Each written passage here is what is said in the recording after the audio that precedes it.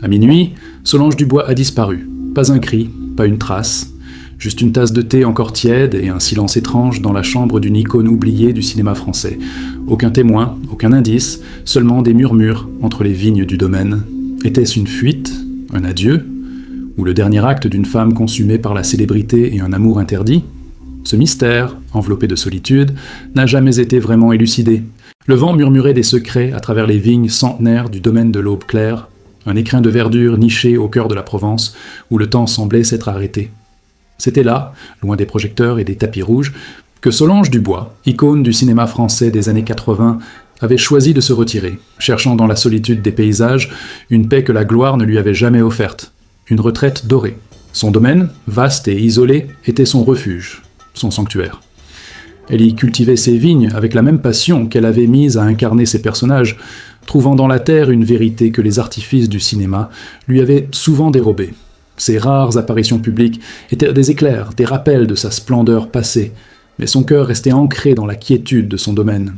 C'est dans cette bulle de sérénité apparente que la disparition de Solange allait semer le trouble.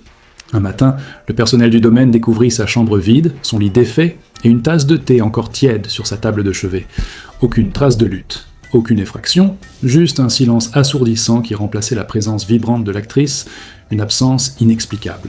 Solange, femme de caractère et d'une beauté intemporelle, avait toujours été une énigme, même pour ses proches. Ses choix de vie, souvent audacieux, parfois incompris, avaient forgé sa légende. Pourtant, derrière cette façade de force, se cachait une âme sensible, tourmentée par des regrets inavoués, des amours perdus, des solitudes profondes. C'est dans cette bulle de sérénité apparente que la disparition de Solange allait semer le trouble.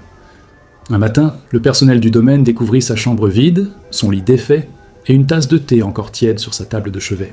Son absence fut d'abord traitée avec une certaine légèreté, une escapade impromptue, un caprice d'artiste.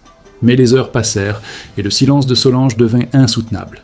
Ses proches tous s'alarmèrent, les médias s'emparèrent de l'affaire, et la rumeur de sa disparition commença à se propager, d'abord timidement, puis avec la force d'une onde de choc, menaçant de briser la quiétude du domaine. La gendarmerie, sous la pression médiatique, ouvrit une enquête discrète mais intense. Chaque recoin du domaine fut fouillé, chaque témoignage recueilli, chaque indice analysé. Mais le domaine de l'Aube claire, vaste et labyrinthique, semblait garder ses secrets, ses vignes, ses murs de pierre, des témoins silencieux d'une nuit mystérieuse, une énigme.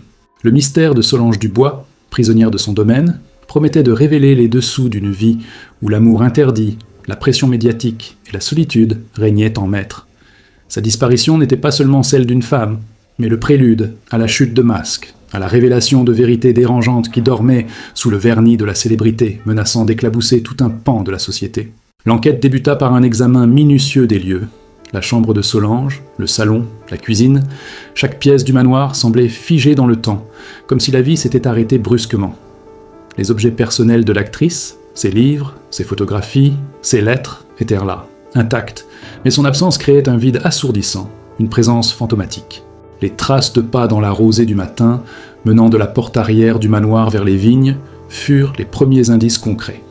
Elles étaient légères, féminines, et s'arrêtaient brusquement au bord d'un chemin de terre, comme si Solange avait été cueillie par une main invisible, emportée dans la nuit, sans laisser de lutte, sans un cri.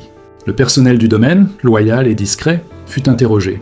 Leurs témoignages, bien que sincères, étaient évasifs, empreints d'une certaine gêne. Ils évoquaient une Solange plus distante ces derniers temps, plus mélancolique, absorbée par des pensées lointaines, comme si un poids invisible pesait sur son âme, une tristesse profonde. L'intendant, M. Henry, un homme d'une fidélité sans faille, fut le plus affecté par la disparition. Il avait servi Solange pendant des décennies, connaissant ses habitudes, ses humeurs, ses secrets. Son regard, empli de chagrin, trahissait une connaissance tacite, une vérité qu'il ne pouvait ou ne voulait pas révéler, un silence protecteur. Les caméras de surveillance du domaine, installées pour la sécurité, étaient curieusement défaillantes la nuit de la disparition.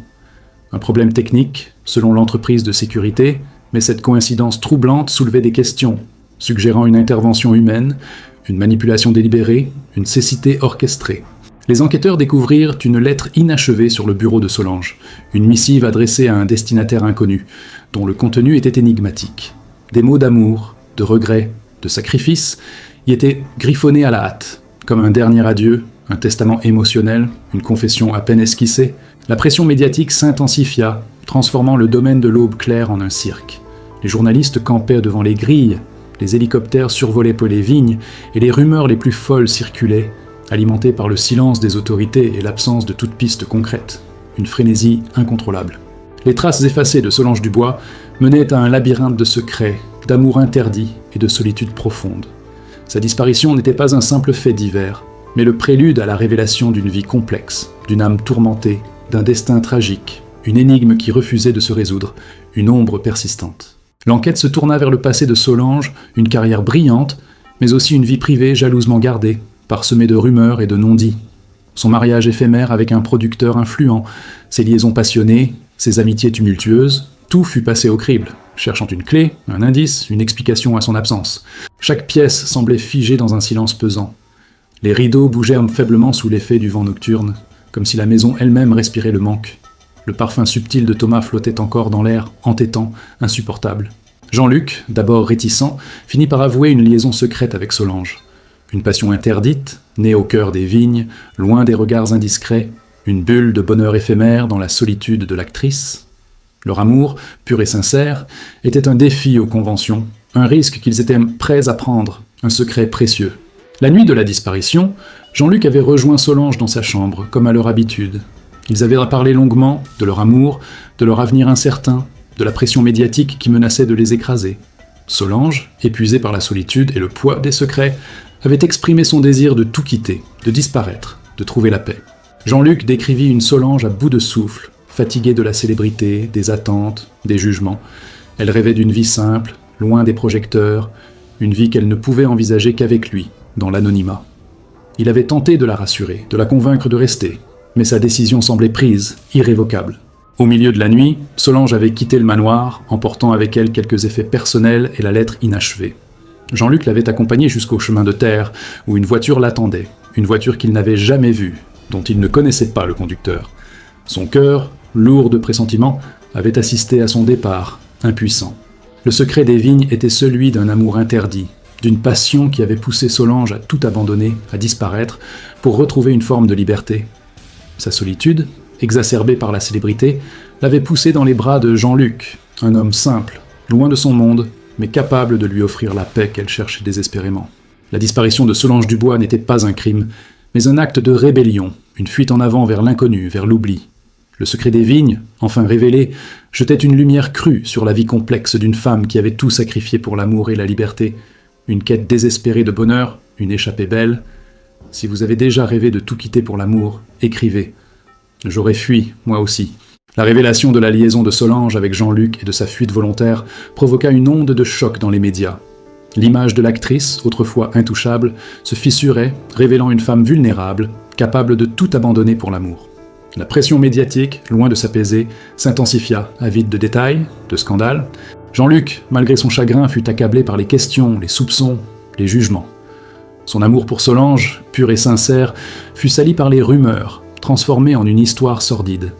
Sa vie, autrefois simple et discrète, fut exposée au grand jour, brisée par la célébrité de celle qu'il aimait, une épreuve douloureuse.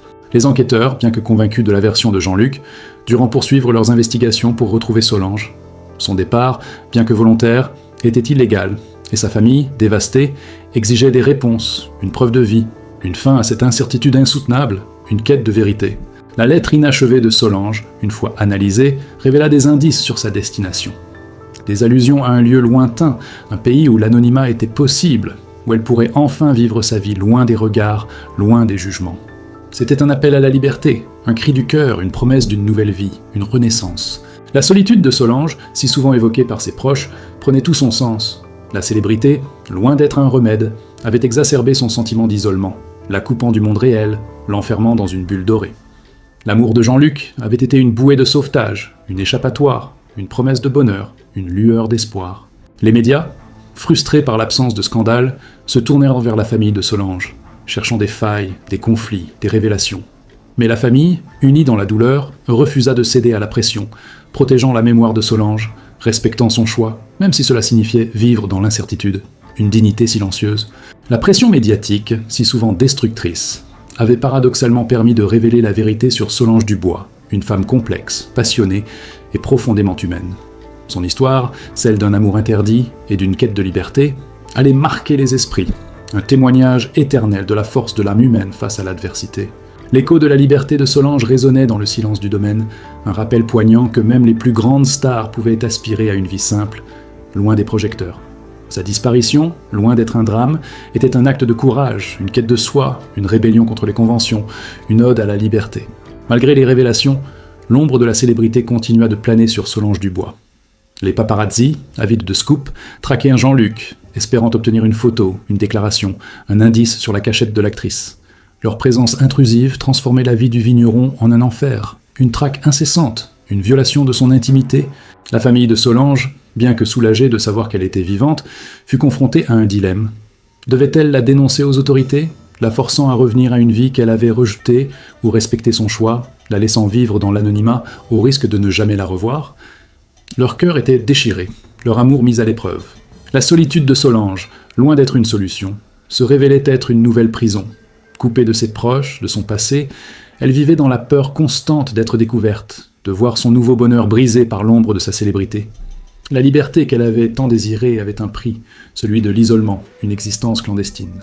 Jean-Luc, rongé par l'inquiétude, tenta de la contacter, d'obtenir des nouvelles, de s'assurer de son bien-être. Mais Solange, par mesure de sécurité, avait coupé tous les ponts, laissant derrière elle un vide assourdissant, une absence douloureuse. Leur amour, si pur et si fort, était mis à l'épreuve par la distance et le silence, une séparation forcée.